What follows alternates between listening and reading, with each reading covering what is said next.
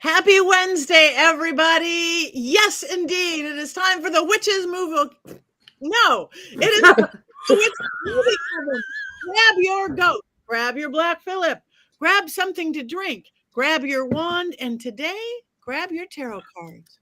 Why? Because we are doing the 2024 movie tarot. Did you see it?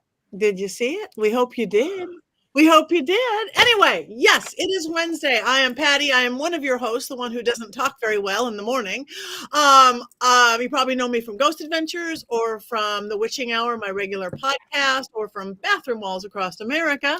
But let me have my co-hosts introduce themselves, starting with Richard-Lael. I am Richard-Lael. Richard-Lael is one name, not two. If I were just Richard, I would be. With that, I am the Gentleman Psychic. I am here in New Orleans. I am, of course, from Ghost Adventures, and I teach University Magicus, as well as all around being fabulous. It is fabulous. Jason. I'm Jason Mankey, a 9-time Llewellyn author, soon to be 10th. I just turned in my 10th book this week, High Priest, The Life of Raymond Buckland. I'm very excited to be done with it and for you to read it sometime next year. Thank you. Courtney. That's me. I'm Courtney Buckley, Ghost Bait on Scared and Alone. I am back, as you can see, from California and counting down the minutes until I can return because I loved it. Thank you very much. And the beautiful Heather Greene. Hi, I am Heather Greene. I am the author of Lights, Camera, Witchcraft, and it is a definitive guide to witches and witchcraft in American movies and television. I am also a journalist covering the occult, as well as an editor at Llewellyn Worldwide, working with authors when they turn in their 10th manuscript and beyond, like Jason, many of them. I also have an exciting news. The book Hocus Pocus book just came out, and I was looking for my copy, and it seems to have left my shelves. Probably a child has grabbed it, but it is a book about Hocus Pocus, and I was really excited to be part of that. So if I find it, I will share it some more, but check out my sites because that was a super exciting thing. So I am also part of that project now. Yay. All about Hocus Pocus. Yeah. Hocus Pocus. Yeah. Or turning into you their first Llewellyn book, which still took me 10 years to get. Yes, and congratulations, you did turn it in. So first or 10th, I am with all of my authors all the way. Kicking and screaming. It's very I don't know how Jason does 10. Anyway, back to the movie, because we are a movie coven. This week's movie, Tarot. 2024. I don't think any of us had seen it before this, right? Mm-mm. I did. Yeah. Oh, you had? Okay. All right. So just in case, hopefully you've all watched it. Just in case somebody hasn't watched it, Richard-Lael, do you have an unbiased explanation and synopsis? I have a very unbiased synopsis. How can I explain this film? Tarot 2024. It's a little like Final Destination. It's a little like Final Destination with tarot cards that somehow become sentient, and they all end up by being cursed, excepting they don't. In the story, a group of young friends have rented a house somewhere in the Catskill Mountains for the weekend. In the cellar, they decide, even though it's blocked off, they decide, oh, we're going to go look for beer, and we're going to go break into the cellar and find out if we can find some beer downstairs, because of course they are. And they break in, and instead of finding beer, they find something a lot more intoxicating. Tarot cards.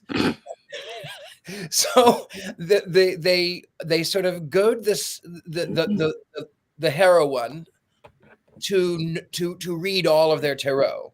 And in doing so, she goes through, she does a zodiac tarot, which is a real thing. She does a zodiac tarot for each of them, telling all of their intricate ins and outs of how they meet their fate. And then all of those things do begin to happen. Only, of course, Unlike Final Destination, where death was sort of always around the corner, this is a cursed Hungarian witch from the 18th century who decided that because someone hunted her and killed her daughter, she had to curse these cards forever. And then she comes back to haunt anyone and murder them, by the way, anyone who gets their cards read by these cards. It ends up that the first friend dies, the second friend dies, then the hero and the hero, the heroine, and the plucky sidekick end up by meeting a woman who had dealt with these cards back in 1969. She was the sole survivor. She had never had her cards read. She didn't read her cards. When she read her friends' cards, everyone died. The woman decided that she wanted to be the one to destroy these cards. They somehow, in spite of the fact that they broke into the cellar, they stole tarot cards. They did put them back. In spite of all that fact, the house was available, happenstance, movie magic, and nobody said anything about the broken door. So they go back to destroy the cards. The woman from 1969, she is laying the cards out, and then the haunted evil witch comes into the picture. For whatever reason, she stabs her with swords because there was no other way that it could have happened. Long story short, everyone dies. Oh, no, they don't. Hero, heroine, plucky, live to tell a day. The end. Roll credits. The end. Now we completely understand the film and the plot line about okay, let's have a discussion. Tarot. I cannot call it tarot. I've called it tarot since I was 4 years old. What is it supposed to be called? You can call it what you want. When we meet with our folks in meetings and they're from Italy, they call it tarot. So, I would say I call it tarot. I've always called it tarot. So, because it's a French word, so I see it as tarot, but I call it a tarot deck. I'm Tarot opening deck? up the tarot deck. That's Not the tarot. That's to the get your Italian tarot version. deck in their truck. It's tarot Potato, that rhymes with tomato, carrot. tomato, Carrot tomato. deck. Yeah, I don't know that anybody's gonna. correct anything. It's potato. Okay. Anyway, there's that conversation. I just can't. Tarot sounds better. Okay, so who wants to talk on this lovely film first? Heather does. Oh, Heather, I forgot. yeah. I'm sorry. I'm packing. I'm unpacking. I'm insane. I know it's probably not in your book, right? No, because my book was published before this movie came out. So I brought out my grimoire and pulled out the pages from it on this movie. I'm going to move these goats out of my way, though. They need to move to the side. So I'm going to give you the Cliff Clava moment here with 5 different things you need to know. First, we'll start with context, like I always like to do. And then we're going to say, oh, my horror, all the different horror things that happen, because this is a horror movie, if you didn't know. Number 3, notable figures. There's a few people I'd like you I'd like to mention. 4, we're going to talk a little bit about tarot. And then 5, we're going to talk about other tarot movies. Okay, so these are the kind of things. Now it's a newer movie, so we don't have all the lore and things that happen over decades and decades. So I'm grasping at straws here with this one. So context: this movie came out this year, so we all know what happened this year. We all know what this year's like. So there's not a whole lot I can tell you about, other than the fact that why did they make this movie? It was actually made during COVID, so there was some COVID stuff going on with it. And also during COVID, tarot became really popular. I actually wrote an article for a religion news service, and I believe it was published in the Washington Post, about how popular tarot has become with young people, specifically Gen Z, across religious backgrounds as well, not only for witches and Wiccans and pagans and all these folks. It's also becoming very popular with people who are not religious or people who are Christian. So tarot has had a revival in that sense. So it's not surprising surprising you'd find a film like this, especially on the back of the popularity of witchcraft films that had been happening previously. So that's what it is. Now, what's more interesting and what's even more telling about that is that the actual movie only cost, and I have the figure somewhere in my papers here, about $8 million, but it made a buttload of money. And I don't have my paper right here. Hang on a second. It might be in my other pad, but it made. I think it was like $45 million. Yeah, it was a huge amount of money. And so even though it was not popular with critics and people just panned it or bashed it. No. Here it is. Wait a minute. Hold on. I found my other paper. So even though it was actually tons of people went to it, which is what that difference tells us. It was a box office success, which means people went to see it, which means the subject of Tarot drew them to it, which proves the fact that the thing driving this was the popularity of Tarot in the first place, as well as horror to an extent, because horror is always popular. But to have horror and Tarot, super popular. So that's the context that we have here. Now let's talk about Oh My Horror. So the biggest criticism of this film is that it's canned horror. That means everything was predictable.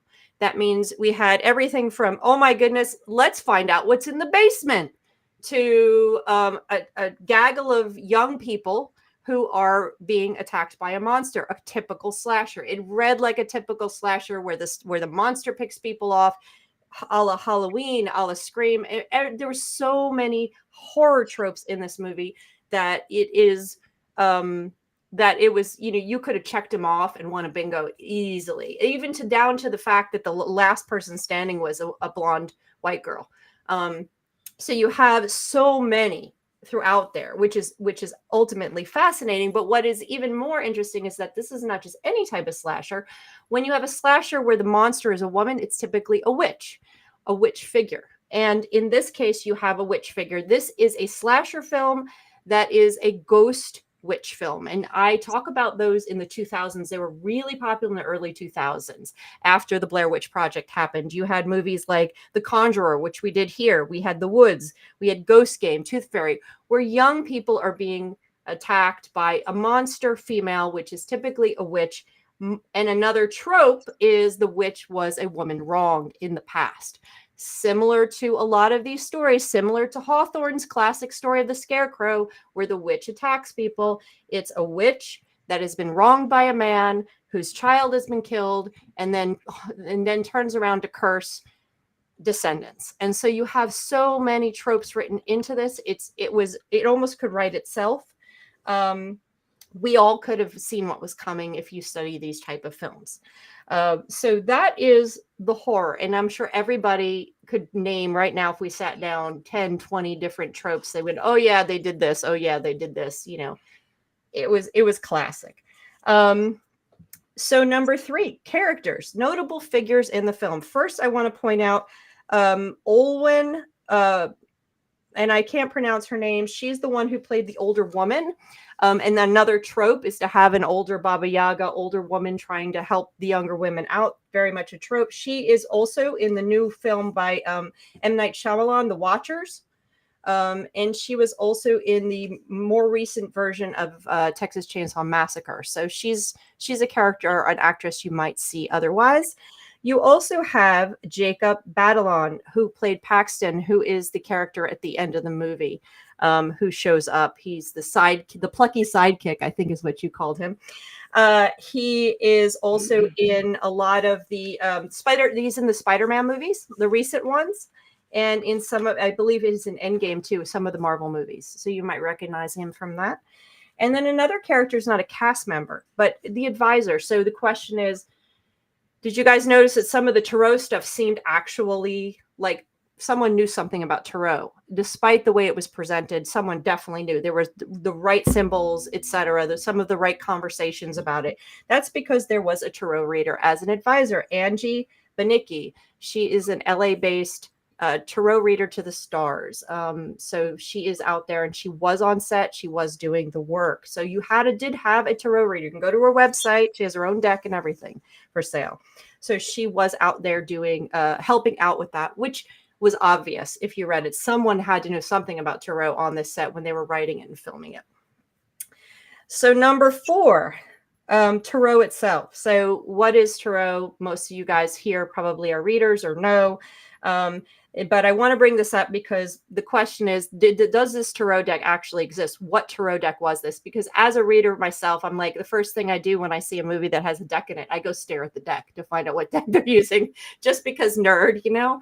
So this one was not created by, this was created by the film people. Tarot began in the 15th century. As we know it, sort of, you know, was it earlier? We're not sure. It was a game. But the Tarot we're talking about today, the influence of the Tarot we're talking about today was of course, the 19th century, eventually the Rider-Waite, which began in 1900. First published, Rider-Waite-Smith, let's be clear. And I like to be clear on that because I like to give credit to, and I have a lovely book. I like to give credit to Pamela Coleman Smith, the beautiful artist. This is a beautiful book. If you ever want to know everything about her, it is an incredible book about that artist. And anyway, most of the decks that we use today, most of them, not all of them, of course, there's Thoth and Marseille and a lot of other decks, are based on Rider-Waite-Smith. And this deck in the movie was based on the Rider-Waite-Smith. You can see by the cards they're showing and by the symbolism, but this deck was created for the film.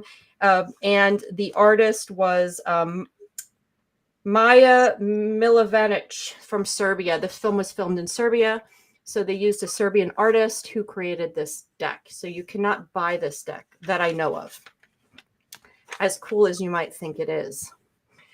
So it was not. There is no deck like this. Finally, number 5, other movies named Tarot or other movies about Tarot. Now, there's a ton of movies that use Tarot in them. One of them is my favorite, and I hope one day we'll talk about it. It's called The Gift from 2000. It had Cate Blanchett in it, and we'll talk about that. Hopefully one day we'll do that film because it's a really nice psychic film. But interestingly enough, there's a lot of movies that are actually named Tarot. In fact, one of them came out in 2024, Tarot in Korea. It was a horror anthology where people receive decks and then things go wrong in their life. That came out in 2024. And then there's Tarot movie in 2009 from the Philippines about Tarot being used as a tool to overcome some cult or something. I'm not exactly sure what happened in that film. Then there's Tarot in 1986. Apparently it's something about people talking. I could not figure out what was going on at that one, and there was very little information, but it was a 1986 film. I believe it was German, and it was a bunch of artists talking. Tarot is involved some way. And then there's a Spanish film in 1973 called Tarot. And this one is about, it was also called The Game of Murder, about a young lady who marries a rich man and then finds out people are trying to kill her husband. And somehow Tarot is involved. And there's a lovely spread of Rider-Waite cards on the cover of it. So there's a lot of movies. These are called Tarot. There's a lot of movies that involve Tarot. And they always typically... 9 times out of 10, similar to Ouija boards, are demonized. Something is spooky with them. Something is demonic. Something is spiritual.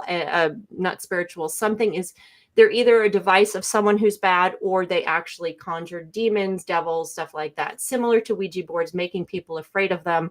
And that is where I'm going to leave it, because that's what this movie does. Bum, bum, bum. I hand it. I think it's also interesting that this is an adaptation of something else. You know what? I had that in my notes, Jason, but they give credit to the book, but there's a question of how much, and I didn't read the actual book. Oh, I have no idea how much, and it's probably very little, but I still thought it was interesting that it was allegedly an adaptation. Yeah, and it's an adaptation of a book called Horrorscape or Horoscope. I have it written down here, and the author, hang on a second, and look at all my notes. I'm so good at taking notes. It's credited to Nicholas Adams, but that's a pseudonym. His real name is John Peel. Yeah, and yes, exactly. And it's called Horoscopes or Horoscopes, something. I think that's what it is. It's Horoscopes, horror as HORROR scopes. And then the guy is like, that name is used for a lot of different authors from the publisher. And it's like some kind of dime store young adult novel. But yeah, some people were questioning whether it is credited in some places, but I'm not 100% sure how much is true. I feel like they should have credited Final Destination because it was the exact same movie. Can I go? Because I can't keep my mouth closed any longer. This movie, I feel personally victimized by this movie because when I saw it in the theaters when it came out. I was on my first date with my boyfriend. I dragged him to see it. I was so excited because it looked so cool. Like, I just loved the concept of the like the tarot cards coming to life. I couldn't wait to see what they were going to do to make them into like monsters. Like, it was just, to me, it felt new and fresh and interesting. And then I sat through the movie and it was like watching Final Destination. It was literally the exact same movie, but with tarot cards, exactly like Richard-Lael said. And literally the only people that I know that liked this movie are people that did not see Final Destination, because I asked them. And so anyone, and they feel strongly that it was a great movie, and it's only because they didn't see Final Destination. And it makes me have a headache because it was terrible. Now, I will say I watched it again today to pour through for quotes, and visually, it's amazing. Like, visually, I love it. I do love the monsters. Like, again, visually, like I still do like that concept of them being the tarot monsters and how they portrayed that. But it was so horrifically acted. Every line, it was like their first line that they've ever read. Like, Imposter Black Phillip could have done better. And it was painful. Like, the plot was just not, it was just so ridiculous. So I feel like they had something really good and they missed it entirely. Like, this could have been so fantastic, I feel like, if they had done it differently and not made Final Destination : tarot. Thank you. Okay. Yeah. I'll go next. I was not crazy about it either, just because I do like horror movies, and I wasn't scared enough. It was everything you saw it coming. I mean, how many college student movies in the basement can you do? And you saw it all. And again, the acting or the directing, or the acting and the directing, along with the writing, acting, directing, and all that. I just kept going, I'm not supposed to be bored. I'm supposed to be scared. Also, I was hopeful for tarot, because you could tell somebody knew tarot or tarot, who was, talked about the cards, but then they didn't do anything with it. I mean, and then it fell flat. It fell flat. I had somebody on my show today who is a tarot reader and has their own tarot deck, and kind of said the same thing. And that's what I was looking at last night. They could have done so much more with these, even making us look bad, even doing it, but it just was used to. So I just wanted to be a lot more scared. It was pretty. I'm not good at knowing why I don't like things, like if it's the directing or the acting, or they just didn't match itself. Like the sidekick, he was cute, but he tried too hard. I think he tried too hard. Mm-hmm. So I just didn't buy into it. And I was only scared once. And it was towards the beginning. And I'm like, oh, I'm going to be scared, but never, ever again. So I think, yeah, that's it. That's all I got. And I think, I'm sorry, I didn't mean to interrupt. No, you didn't. I think that it was so predictable. It was so predictable. She went down the list. She reads all of their tarot deck, all of their cards. And of course, they only use the major arcana, which fine, whatever, fine. Whoa. But they only use the major arcana at the beginning, but then the old woman dies as the Seven of Swords. Oh, yeah, she does. So, but they don't barely show that. So, yeah. And there was no need for her to actually die. There was no tension there with that. but everyone sort of went through predictably. And I'm telling you, if I were in a car and I had been foretold that I was going to die, and then some ghost hand writes "run" on the window, I'm not running. Yeah, but you're not in a slasher movie. Yeah, but in real life, you know what I don't do? I don't drive behind trucks on the highway that have logs in them. Well, I mean that too, but at the same time, it was even like you said, Heather, the blonde girl at the end who lives, her romantic partner lives, the plucky sidekick lives, and they all should be dead, mostly because of their bad acting skills. But they should all be dead. Like why did the crone have to die? She didn't do anything. She didn't even read her own cards. She was reading the cards about the witch. So why did the girl who read the cards about the witch at the end, why did she get to live and the other one didn't? It makes no sense. Most of it made no sense to me. Also, what they tried to do at the end, like the roll credits and then showing the guy in the elevator when his friend showed up, that fell flat to me too. Like it was supposed to be like outtakes or the making of. You don't watch Marvel movies very much, do you? Well, I know that they do that, but this one just fell flat. I guess I don't watch enough Marvel movies. I think it was supposed to be comedic with that character. Well, I figured it was supposed to be comedic, but it wasn't funny. And whose car was he driving?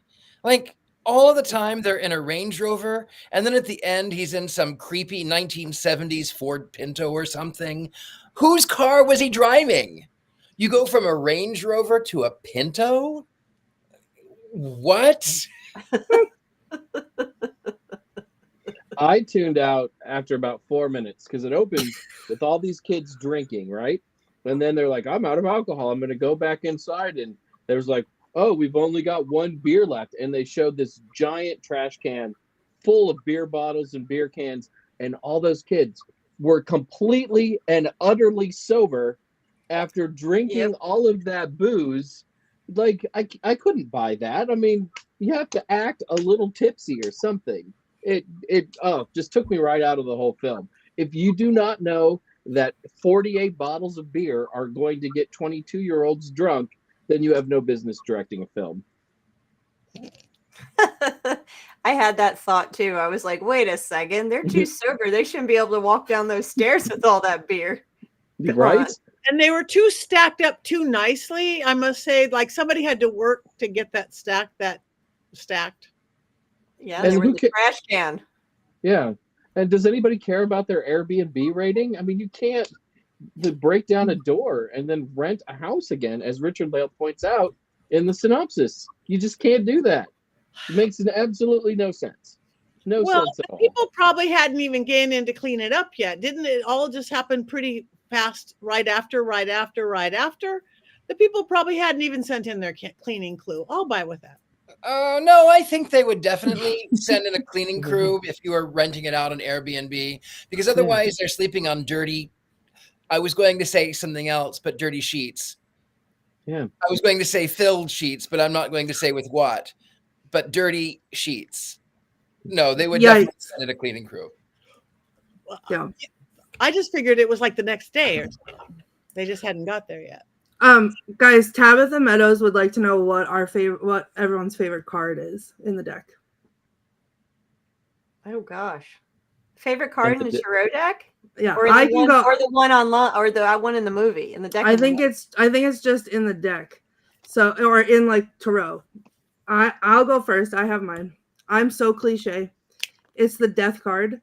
Because every time I've ever given a reading and it's come up for anyone and the look of shock on their face and when they're like, oh no, and it's like, that's not what it is necessarily, but, and I like things that other people are scared of for no reason. Like Ouija boards. I have one too. They're not scary. Mm-mm. What we had we were briefly talking about the was it the death card we were talking about before the show, and the meaning of it that they gave in the movie may not be what we interpret it to be. Mhm. We were talking about that briefly. Yeah. You want to say what? Oh. Do you not want to say what the quote is now?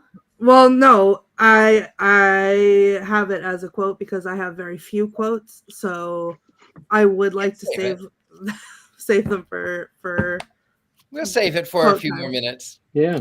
I have a favorite card. I have several favorite cards. So I'll go. So Okay.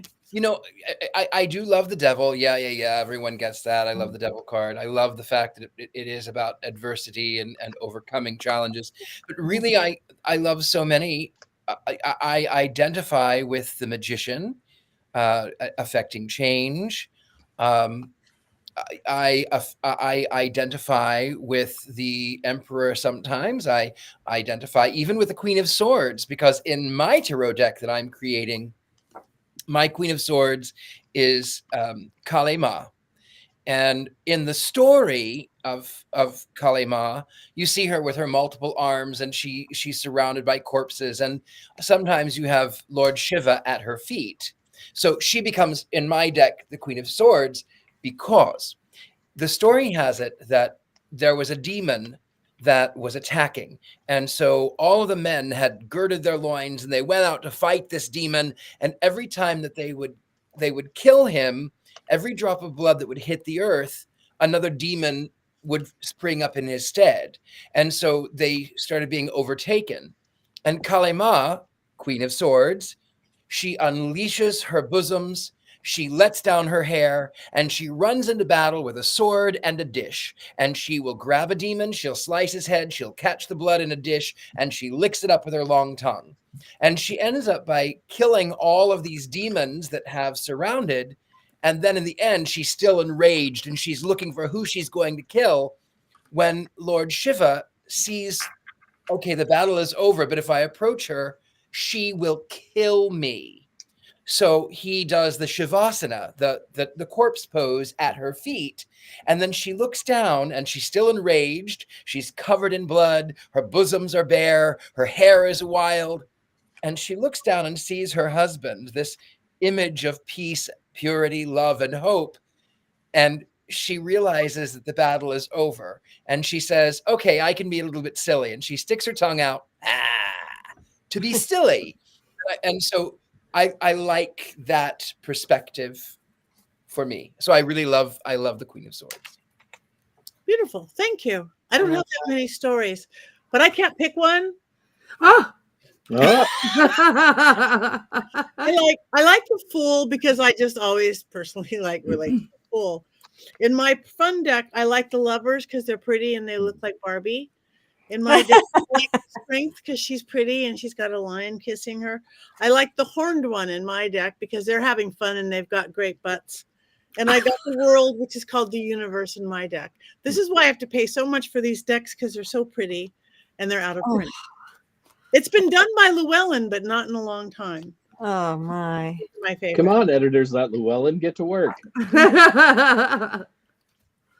So my favorite cards, it's hard to pick, and it really depends on the deck. I think, like Patti is talking about, is I connect with the art so powerfully that it depends on the card and the art and what it's saying to me. But the deck I use now, there's one that has my heart special, and that's the Queen of Cups. If you can see that card right there. Oh, that's beautiful.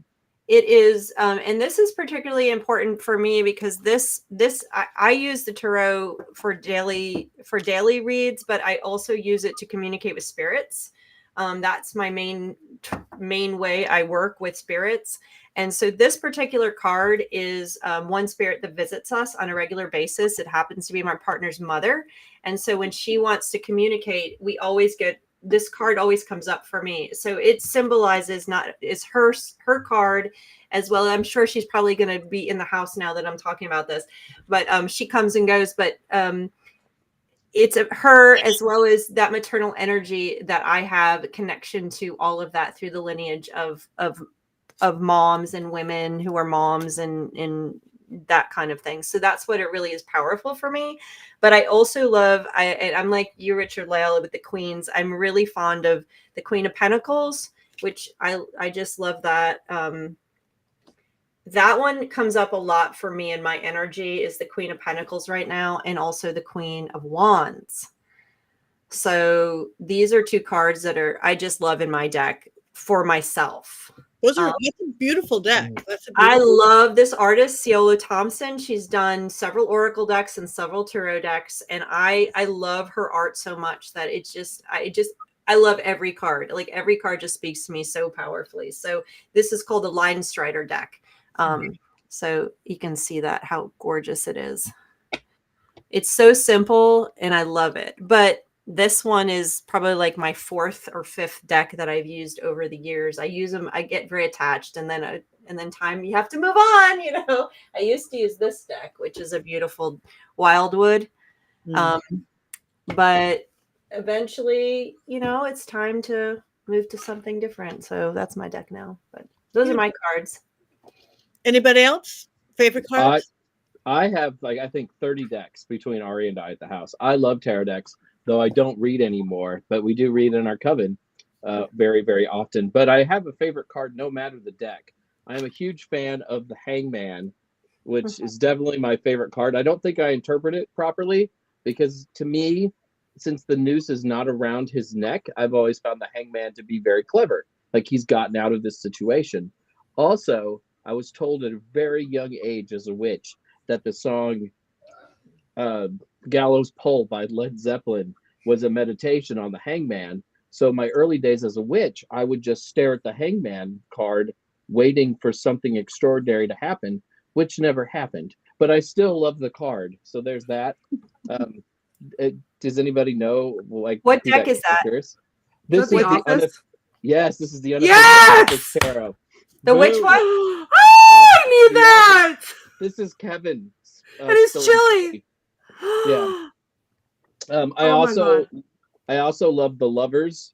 I think that's because of Ari and I's relationship over the years, but I love The Lovers. I love that idea of, like, this pure love between two people. And of course, because everyone relates it to the Horn God, I love the Devil card, no matter the deck. Richard-Lael and I will probably always have that love of the Devil in common. Beautiful. Those are awesome answers. Yes. I feel like I learned so much about you guys. Yeah. And these decks are all so pretty. That's what's kind of magical about tarot, that it's art. It's art, and it is. I can't And we stop. live in I love having the decks, and I want to use them all, and they all connect to them differently. And it's like you just want to collect them like you want to collect pieces of art, you know, almost. So powerful. I have so many decks. I have a fun, just quick story for you guys. I have so many decks, and when I started reading, I was using an angel deck that I had found somewhere and connected with, and that deck, I would pull a card every day, and I would shuffle or whatever, and I'd pull a card. What do I need to know today? And when I was pregnant with Nathan, I was pregnant for 2 months and I didn't know. And every day for probably like 2 weeks, I'd shuffle, what do I need to know today? And the child card would go flying out of the deck across the room, literally every day for 2 weeks. And I was like, what? It was like inner child and this. And I was like, okay, I'll do something fun, I guess, like whatever. No, I was pregnant and I didn't know. But when I moved on from that deck, it took me 2 years to find another one. And I finally found it. Like, and this is like phase after phase of like going to stores and touching them and whatever. I finally found one.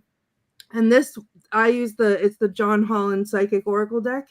And I have seen and purchased so many tarot decks because they're beautiful and I love them. And I can't read a single one of them because my deck will not let me. And I'm telling you right now, it's the wildest thing. I don't know where my tarot deck is right now because it hides itself. And when I try to read another deck, it gets mad and then I can't find it. And then I'll find it eventually once I stop using the other deck. And then it'll appear literally somewhere obvious. But the caveat to that is I can read other people's decks. So that kind of coincides with the movie where it's the whole rule that you're not supposed to touch someone else's deck. If someone else gives me permission and asks me to read from their deck, I can read from that with no problem. But if I buy a deck that's pretty and beautiful and I love it and I want to learn to connect to it or whatever, I am not allowed. It's like a controlling, abusive relationship with my tarot cards. I do get that, though. Honestly, my very first deck was vintage. I still have it. It's the Thoth Tarot deck. That was my very first deck. My friend Charlie, 20 years ago almost, I was living in San Francisco, and he said, "Oh, my friend gave me these cards, and I thought maybe you would want them." And I said, "Oh, thanks." He says, "No, I'm not going to give them to you until you read my cards." And I said, "But I don't know what." He said, "Shut up and read my cards." And I went, but I shut up and read my cards. So I read his cards, and he went, "Wow, that was really, really good." So that the Thoth Tarot deck became my deck for a good decade. It was my sole deck. And then now I do mostly I use my Oracle deck, but I have a couple that are here that are really quite special. But I'm going to show you this one. It's from 1927. Oh. It's from a tobacco company, and I want to show you how lovely. Look how tiny. Oh, look at those are tiny. They're so little. They're really, really, really tiny, and they are really special. 1927, and it is an Oracle deck. So they have things like, I don't know if you can see, where's my camera? They have rats. So in this one, when the rats come up, it says it's the little things that nibble, nibble, nibble, nibble, nibble, nibble, and you have to set them aside. You have to basically cut off their tails with a carving knife. Anyway, so they're all really quite special. 1927, these cards. That's the best. Wow. Amazing. Go ahead. No, I have a beautiful vintage Salvador Dali deck brought over from Paris, but I can't read it. I can't read it. I have decks like that. I have too. that same deck. I don't read it either. I can't read it. I don't know. It's pretty, but I don't know what it means. It's so pretty. I've got the H.R. Geiger deck that was based on his artwork, which is very much, it's called the Baphomet H.R. Geiger deck, and it's all based on his artwork. It's fantastic artwork. I can't read with that deck. It's only major arcana, and it's just beautiful because I love H.R. Geiger's work. But, I mean, the devil card is Baphomet H.R. Geiger's. I mean, it's gorgeous, but I can't read with that deck. It's not happening. I can't read Oracle. I mean, I could do one card pulls with Oracle decks. I could do pick a card, do something, or while I'm in the middle of pull something. But I can't do a spread on Oracle decks. I have to do it with tarot. Me too. I prefer my Oracle, but Patti, I showed you 1 year ago almost when you were here. I was at your table at the Hex Fest. Yes. And remember how I read your postcards? Yes, beautifully. And so Power Panty postcards. Really, because Spellcaster postcards. It's just from what you assign it. So I took her postcards and I laid them out. This is what is on your mind. This is what Scared and Alone postcard. There was your Willow one. This is what was in your heart.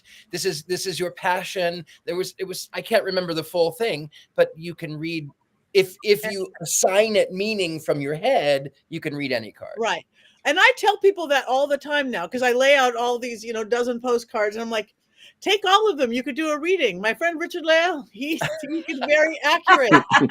Willow and Power Panties and Scared and Alone postcards.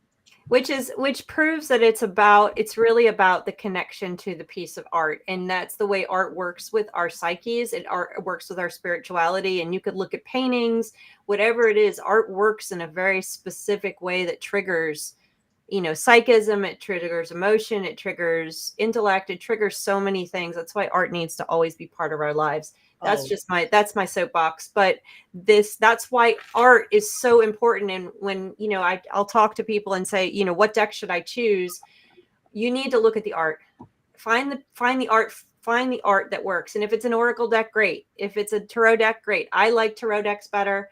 But people love Oracle decks. It just really depends. If you don't connect with that art, you're not going to open to spirit and be able to read it. So, I can't read with the H.R. Geiger deck. I love it, but it does not. It's so intellectual for me that I cannot use it to read. So, just the way it is. It's the art is everything. I think too, a lot of us grew up on Rider-Waite-Smith, right? So if it doesn't follow that pattern, we often get really confused with the cards. In our coven, I get so many tarot decks, and when we're reading as a group, I'm like, let's try this one. We haven't used it before. And then my wife will look at it and she'll be like, what the hell is this? Because they've changed all of the suites and we don't know what the meanings are without looking through a book. And that's no fun. It's no fun. That's a beautiful Rider-Waite-Smith. Yeah, this is a newer one that has no borders. It's called the Radiant Wise Spirit, and Rider comes in many different forms, but this is a really pretty one, very vibrant. This is not my original Rider-Waite. That one got that one's upstairs. I won't talk about what happened to that one.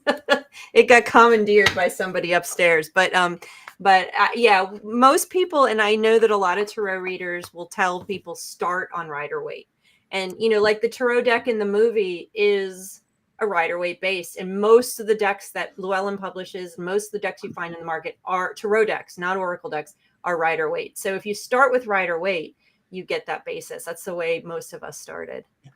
So I think we have a question about Zodiac. Robert asked about how many ways there is to use a tarot deck. As many ways as there are people. Yeah. They're standard decks, like the 7, the cross over. I do a pyramid all the time. I put 5 across and 4, and I have a whole way to read how I'm doing it. But there's a million ways, or make up your own. Most decks come with a little bit of direction, though, of whoever invented that deck, either probably a classic one or not, or a 3-card pull or the 12. But I always begin with a 17-card full spread. Wow. It's a big one. And I use, it's a similar deck from the one I showed you. They were originally 19th century, but they are from about 1969. And these have little poems on them. Like we have this one, and it says, "My eyes are old." It says, "A road in the open reveals the best way to avoid chagrin and dispel dismay. If dark clouds surround and the road is dim, beware of the ground sinking from within." So they all have these little poems. So in the 17 cards, I actually took the Aleister Crowley Thoth, because that was where I got my start. It was my very first deck. So he had where you do 3 in the middle, 6 across the top, 6 across the bottom. And then I add to it. I do one that is either a challenge or support, and one that crowns, one that is sort of your overarching theme. So I do it. I always start with 17. Why? Just because. Wow. And I much like in my hexing, I make the best of it. I have no set way. I usually will shuffle to clear energy from before and put my energy in it and my intent in it, and then I hand it to the person to also shuffle. And if any cards fall out while they're doing that, or I'm doing that, I take them and put them to the side, and then I will just shuffle as cards launch themselves out of the deck, and I pull. That's how I pull it. And then it could be 3 cards, it could be 20 cards, it's whatever it needs to be known. And I think that's why I like using an oracle deck, because it frees me up easier for interpretation. So it has one word on it, and it has a beautiful picture, and so I go by that one word and I kind of interpret the art a little bit, and I put them into, as I'm looking at them, I pay attention to what order they came out in, but if it's not fitting that, I can move. I kind of get a sense of like what goes with what, and I move them around, and then I'm building little situations and whatever based on the person. And I actually do like reading from the book, because I feel like I don't read, the entire thing from the book, but especially when it's someone that I know, because I don't do this professionally and I just do it off the hand. I don't want anybody to ever feel like I'm just telling them something because I know that about them. So I do like to read from the book so that it kind of validates what it is that I'm saying. And sometimes there's a little buzzword in there and I'll get a little like goosebump tickle that I know has something to do with whatever the reading is about that the artist intended. And then getting that little goosebump tickle will send me down the path of interpreting it the right way. So it's literally just everybody does it Everybody's different. different, completely Yeah. different. But good question, Robert. All right. Well, I guess now we've talked about everything except this darn movie. But do we have any, As we should. I think that was the wise choice tonight. do we have any quotes from this darn movie? Oh God, unfortunately. I can't wait for the Mankey Minute. Listen, everyone here, everyone in the chat, everyone buckle up, and you guys better appreciate this because I watched this movie again just to get these quotes for you, and there's not a lot. So, they're all about the zodiac. So the funny guy goes, I mean, I'm a Taurus, right? Isn't being a dick like my thing? And then she asks him, she's trying to log into his computer. What's your password? Password. Okay. And then how do you wait out a curse, Paxton? I don't know. It's my first time being cursed, so get off my back about it. And then the quote that we were talking about was the death card can mean the end of something or the start of something new. In this case, it just meant death, which we can talk about. To me, it's like when I read the death card, it's literally like the end of one chapter, the beginning of another. So that's how I interpret it. But sometimes it actually can be death. I've had that happen. Anyway, of course, I haven't read it like that ever. I know that it can be, but like my favorite thing is the look on people's faces when it comes out, because that's immediately what they think it means. And it's like, slow your roll.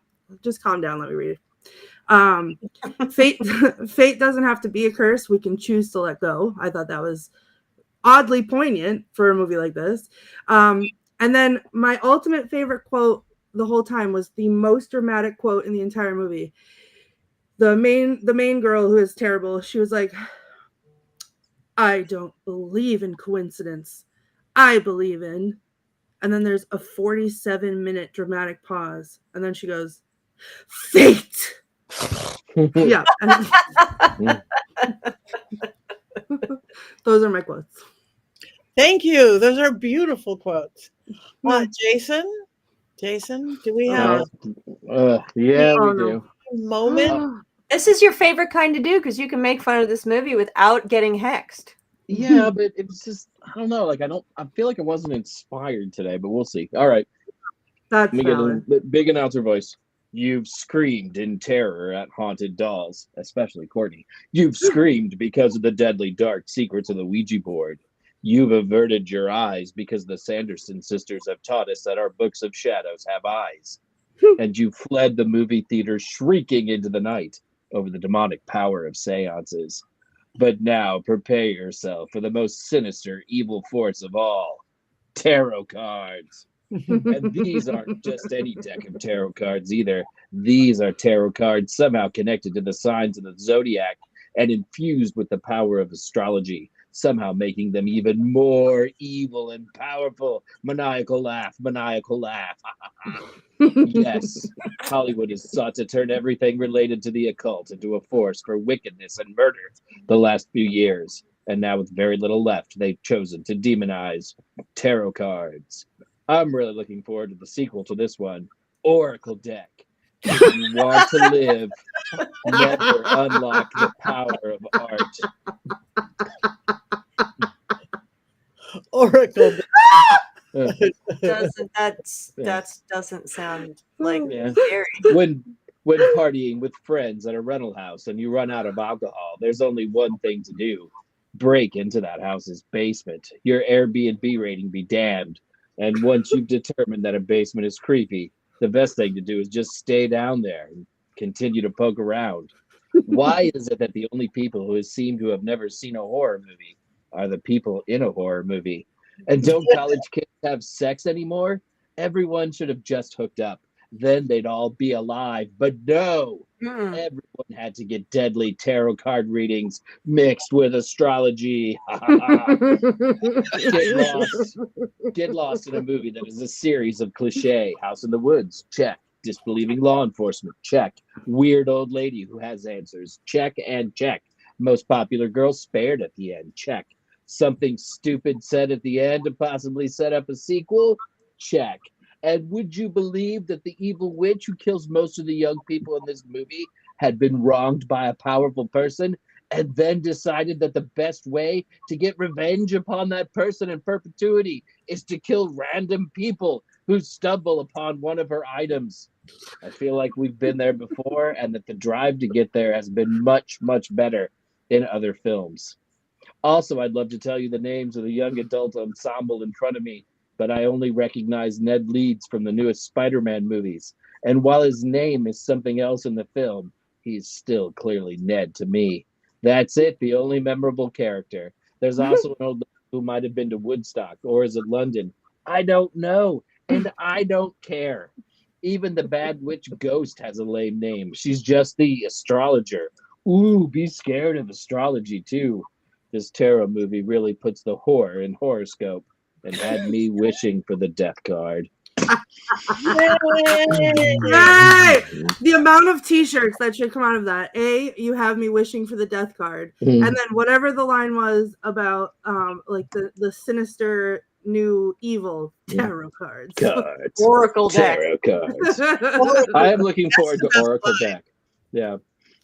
Well, The angel cards. Ooh. That is funny. I must say, I got a new deck of cards today that has astrology on them. They're really pretty. It's called the Mystic Arts Tarot. I had them on my show today. It is really pretty, and it has astrology, Kabbalah, and Oh, that's nice. I got a new one. This is an Oracle deck. Oracle deck lovers. This one just came to me a couple months ago, and I haven't used it yet.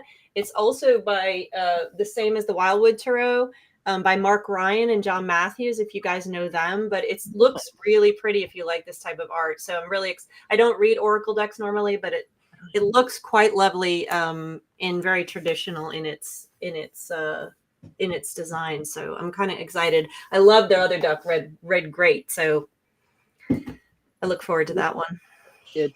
It's the golden age of tarot and oracle decks, though. So many to choose from, and so many different ways to get them published. It's really great. It is.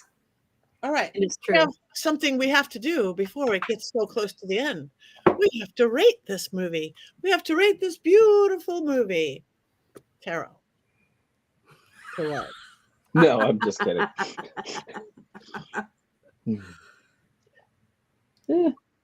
Nobody did an up. This is the first time we've ever had no up at all from anybody? Yeah. Does it really matter which deck is used for the reading?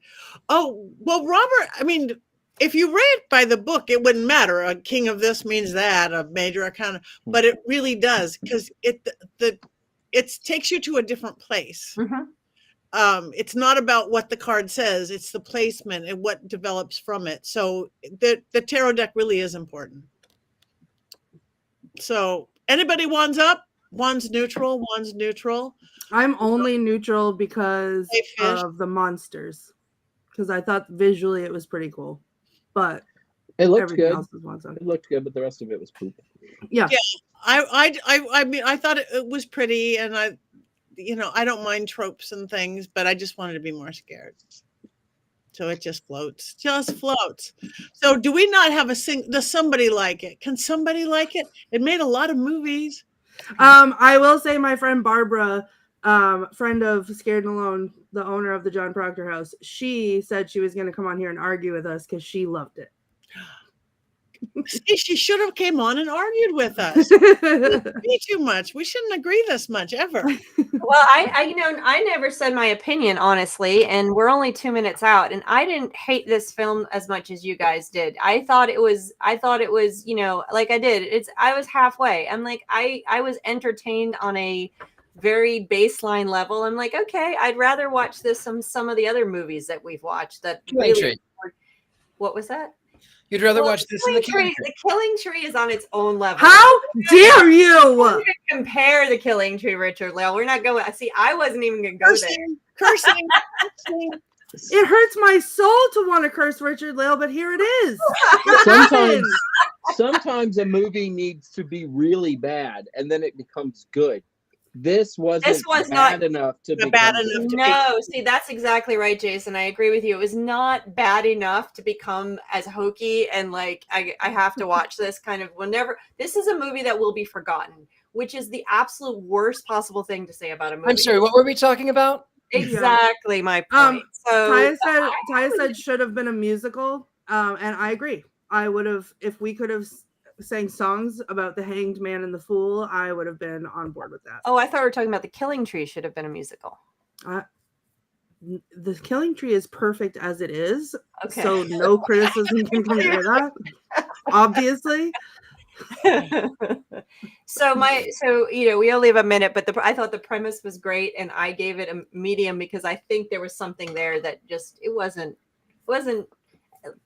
bad enough to become a Killing Tree, but it wasn't good enough to become the I'm looking forward to the Conjuring. sequel. Tea Leaves. Dun, dun, dun. Exactly. I think there's Very opportunity poisonous. there. There is opportunity here. Okay. Dowsing rods. The pendulum. Dowsing rods. I think there's opportunity. Dominoes. Series. All right, we've gone well. What are we watching next week? What is Anyo in honor of Courtney's birthday.